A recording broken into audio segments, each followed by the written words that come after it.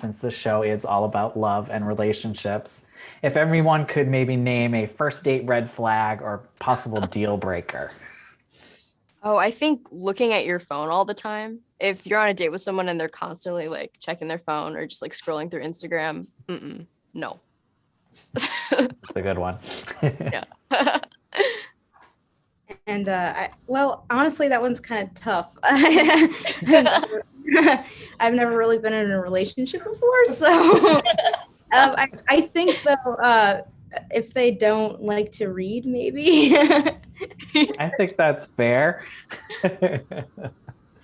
And for both of you, I guess, first off, because I know a lot of the show was filmed last year, towards the end of the year, just what was it like working during the pandemic? And I know a lot of people were just happy to be able to work, but how different was it for you?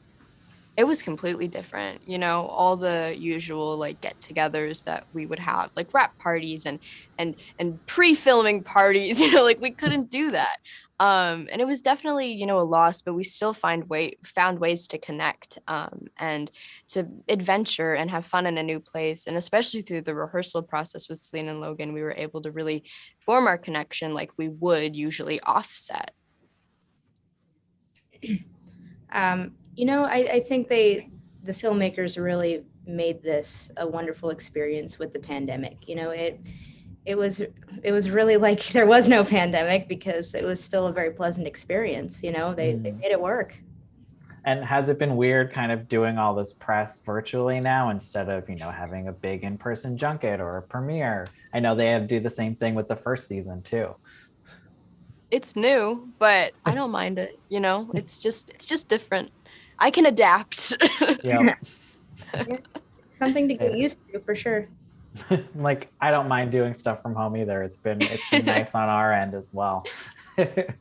And in your episode, titled "Am I?" Maybe this quiz will tell me. I guess how much stock do you put into online quizzes or maybe quizzes from magazines? Is that something you do yourselves? And I guess how much do you take those answers to heart?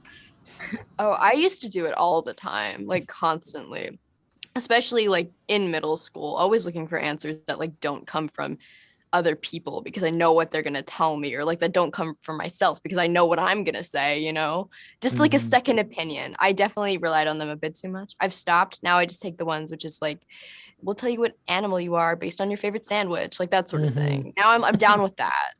Not the real like important ones. Yeah. How about you, Grace?